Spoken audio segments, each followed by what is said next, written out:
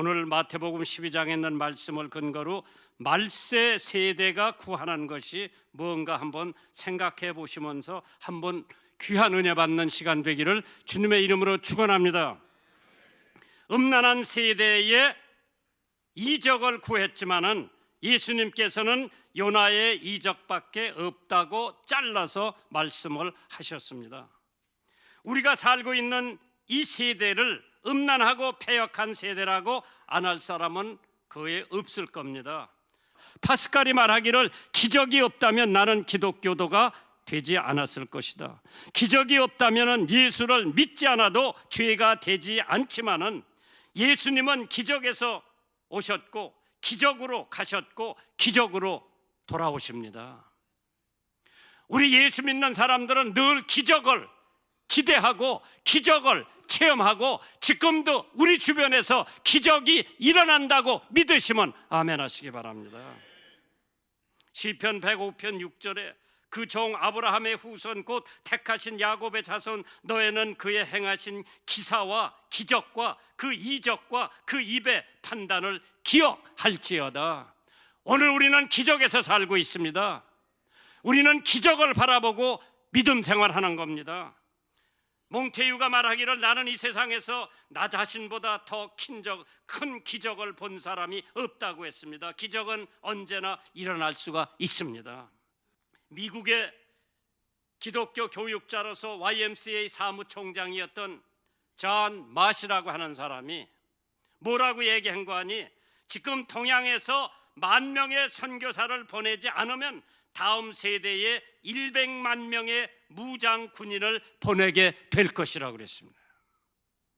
메카다 장군이 일본을 점령하고 들어와서 첫 번째 미국에다 외친 것이 선교사 1,000명을 보내라고 그랬습니다. 기적이 다른 데 있는 것이 아니라 우리들의 일상생활에서 찾아볼 수 있는 기적을 체험하고 사시기 바랍니다. 모든 사람들은 모든 면에서 기적을 기대하고 삽니다. 경제적인 기적, 조금씩 저축하고 전략해서 살려고 하지 않고 하루아침에 벼락부자의 기적을 바라니 한탕주의가 생기지 않을 수가 없습니다. 우리 모두 한 사람 한 사람의 힘과 노력과 지혜를 합쳐야 합니다. 물론 기적과 표적은 우리의 신앙의 삶 속에서 늘 일어나고 있는 줄 믿으시기 바랍니다.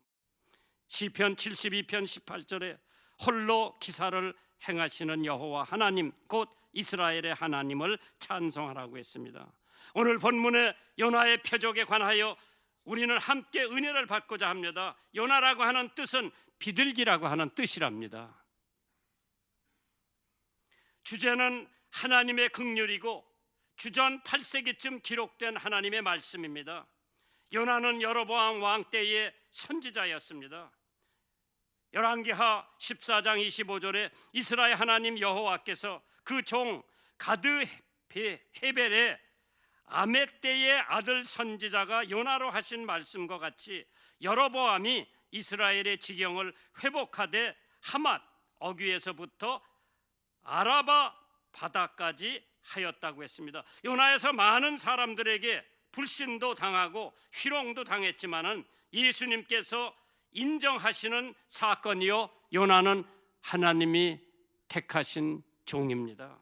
그래서 오늘 보면은 요나가 하나님을 반항하는 얘기가 나옵니다. 마태복음 12장 39절에 보시면 예수께서 대답하여 가라사대 악하고 음란한 세대가 표적을 구하나 선지자 요나의 표적밖에는 보일 표적이 없느니라.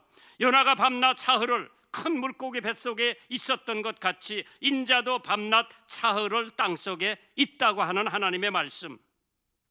그래서 하나님께서 요나에게 너는 일어나 저 큰 성 느느웨로 가서 그것을 쳐서 외치라. 그 악독이 내 앞에 상달하였음이니라 하시니라. 그러나 요나가 여호와의 낯을 피하려고 일어나서 다시스로 도망하려 하여 욥바로 내려갔더니 마침 다시스로 가는 배를 만난지라 여호와의 낯을 피하여 함께 다시스로 가려고 선가를 주고 배에 올라탔다고 했습니다. 하나님께서 너는 그 악한 느느웨 가서 외치라고 명령을 주셨는데, 사명을 주셨는데 가기 싫어서 다시스로 정반대요. 가는 뱃삭을 주고 그 배를 타고 가고 있는 중입니다. 인류는 반항으로 시작해서 반항으로 끝나는 것 같습니다. 로마서 3장 23절에 모든 사람이 죄를 범하였음에 하나님의 영광에 이르지 못하더라. 아담과 해와가 하나님 앞에 반항을 하는 죄를 창세기 2장 3장에 나옵니다.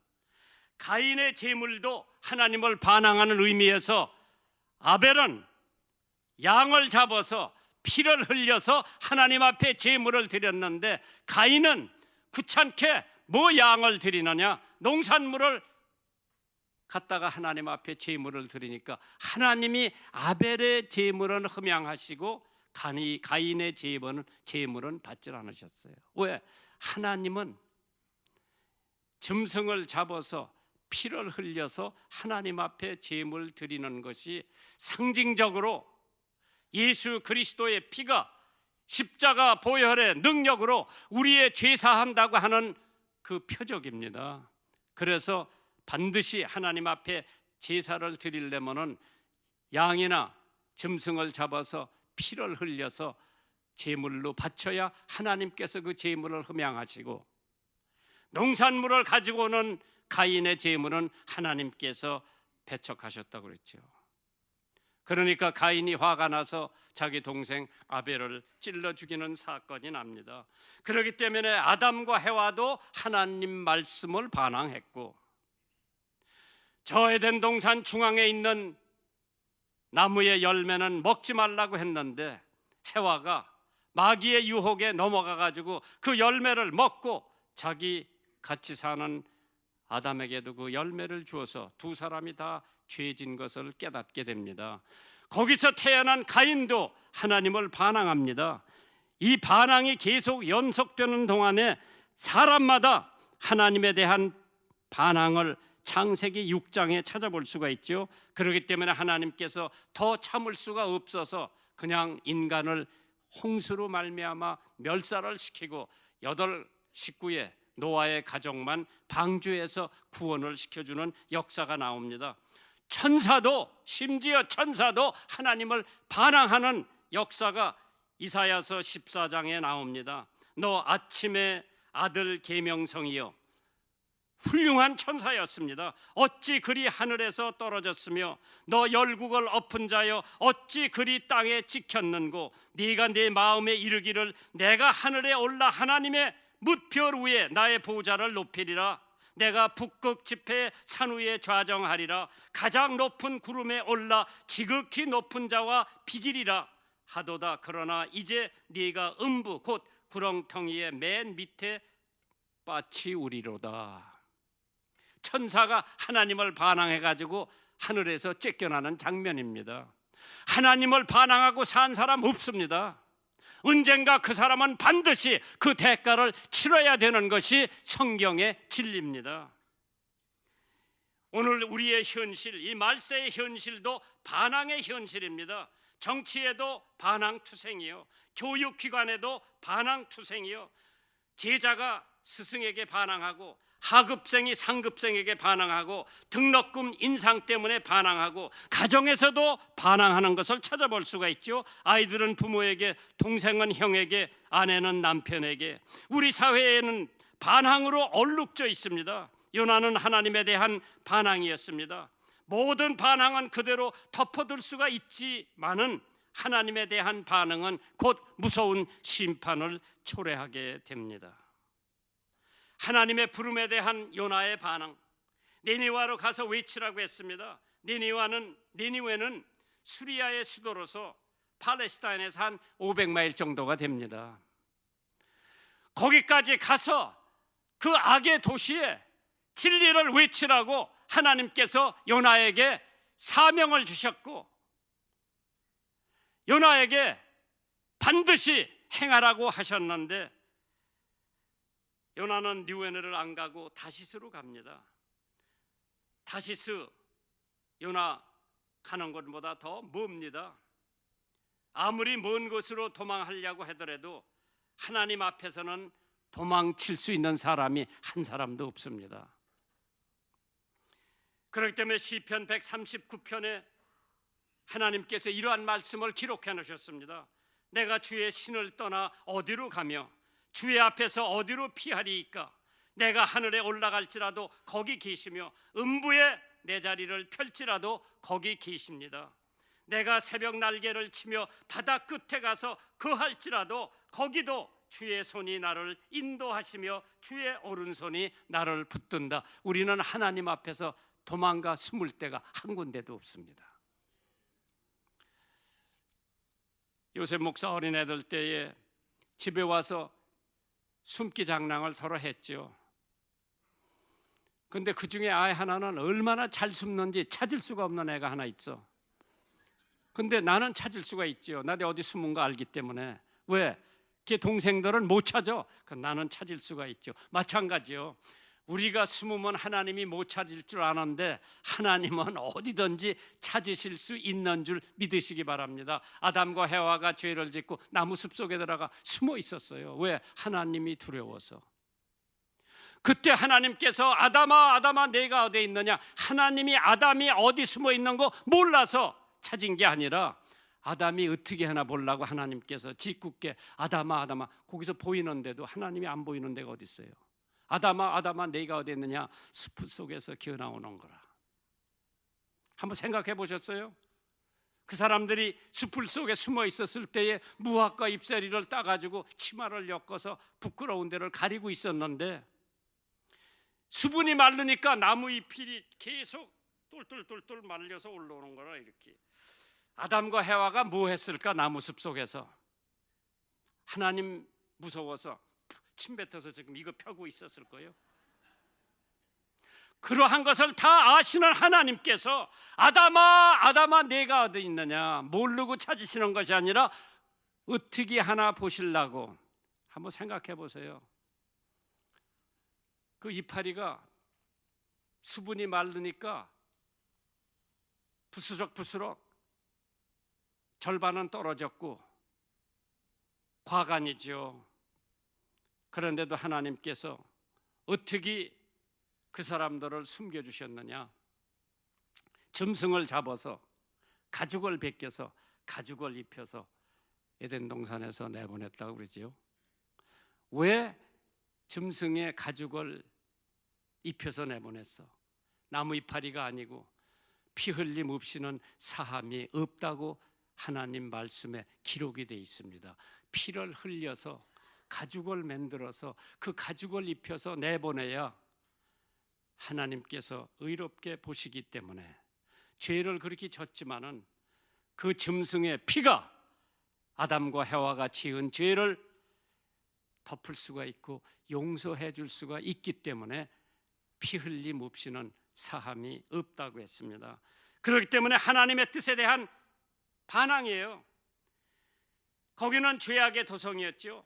거기는 적대 국가였고, 그렇기 때문에 하나님의 뜻에 대한 반응, 하나님의 사랑은 느느웨 사람이나 예루살렘 사람이나 똑같이 하나님의 사랑이 이루어지는 줄 믿으시기 바랍니다. 하나님이 세상을 이처럼 사랑하사, 그 세상이라고 하는 것은 대한민국도 포함되어 있고 일본도 포함되어 있고 느느웨도 포함되어 있고 다시스도 포함되어 있습니다. 하나님의 사랑은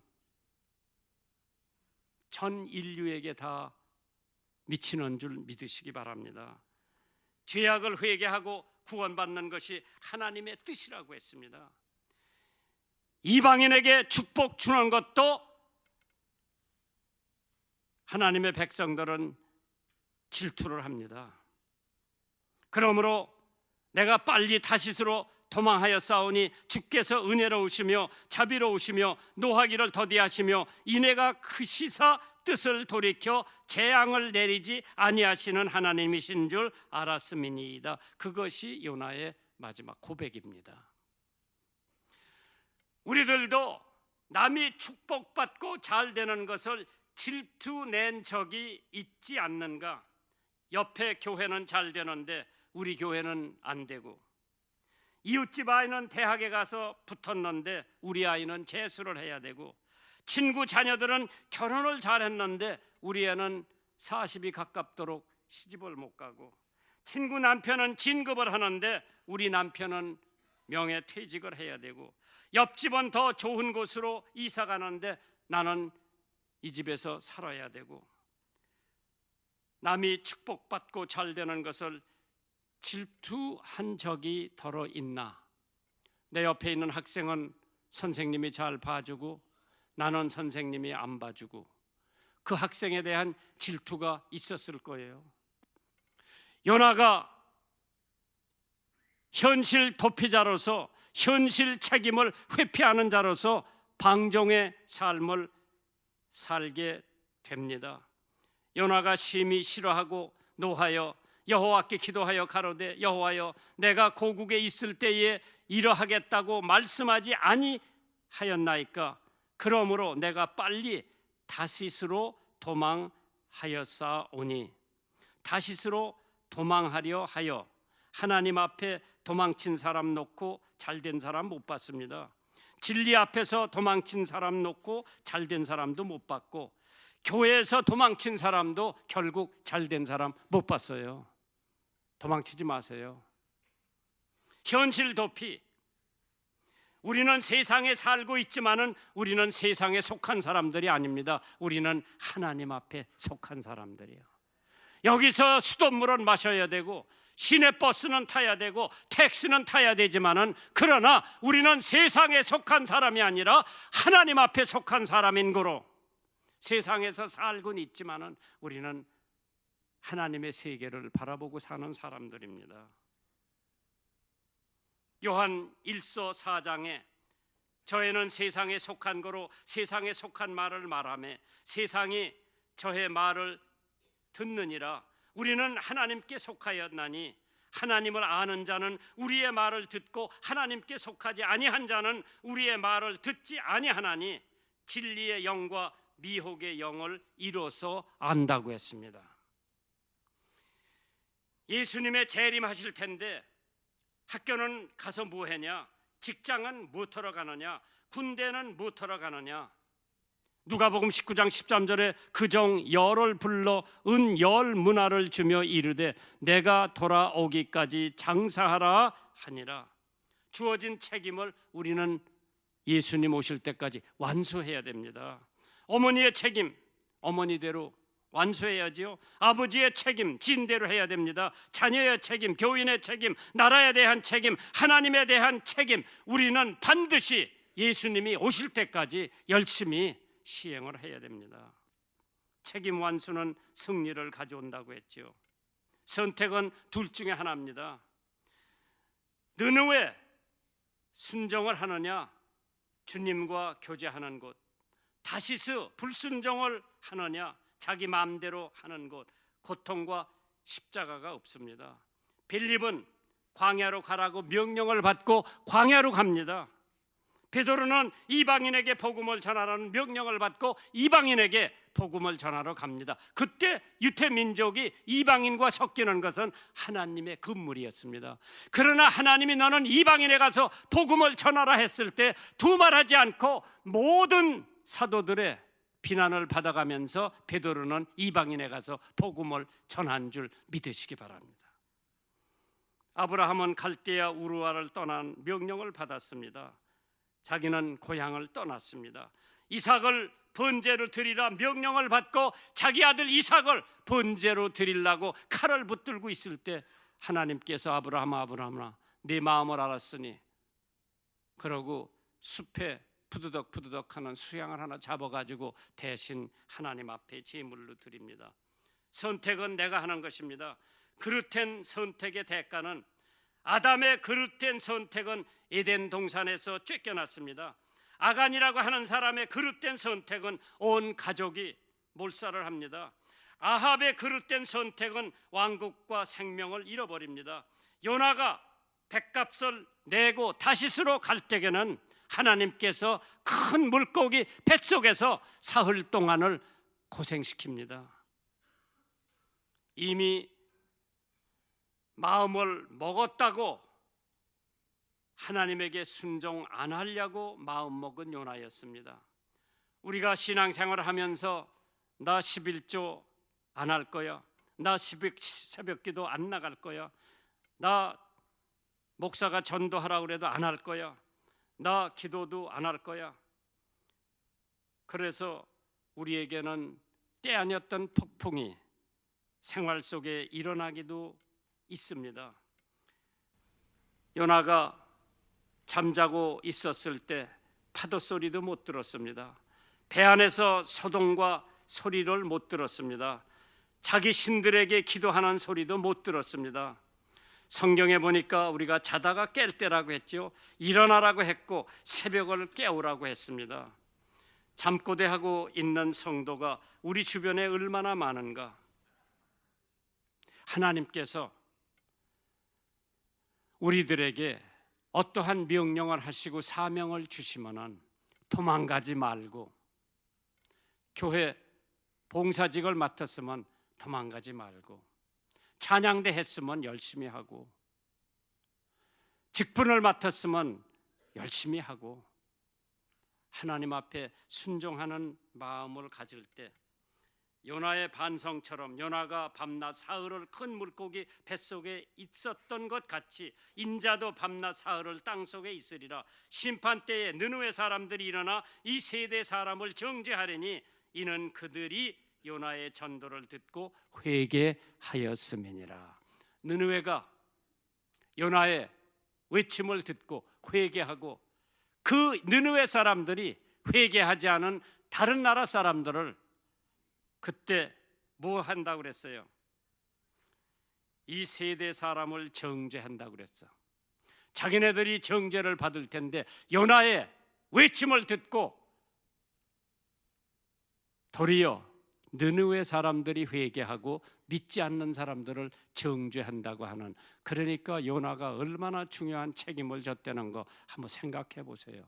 만약 요나가 계속 고집하고 안 갔다면은 요나는 물고기 뱃속에서 끝마쳤을 거고, 그래도 가고 싶은 마음이 생겼기 때문에 그 물고기가 내뱉었어요. 그래가지고 다시 느느웨 가서 외치니까 느느웨 사람들이 회개하고 예수 믿고 구원받고, 회개하지 않고 구원받지 못한 사람을 느느웨 사람들이 정죄한다고 했습니다.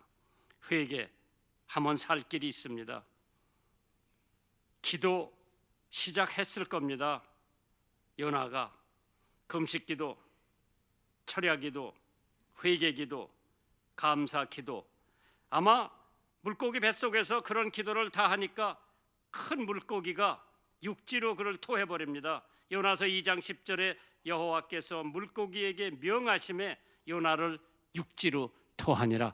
야, 물고기도 하나님의 명령에 순종을 합니다. 자기가 맛있게 잡아먹은 요나요, 자기 뱃속에서 지금 꿈틀꿈틀 하는데 얼마 안 있으면 이게 다 자기 피가 되고 살이 될 텐데 하나님께서 야, 토해. 그러니까 물고기도 큰 물고기라고 그랬어. 뭐 고래 정도는 되겠지. 토해버리니까 땅으로 벌떡 가가지고 거기서 정신 바짝 차리고 느느웨 찾아가서 외칩니다. 회개하라. 이 느느웨 사람들이 다 회개하고 새 생명을 체험하고 부활을 체험하고 하나님 앞에 영광을 돌린 줄 믿으시기 바랍니다.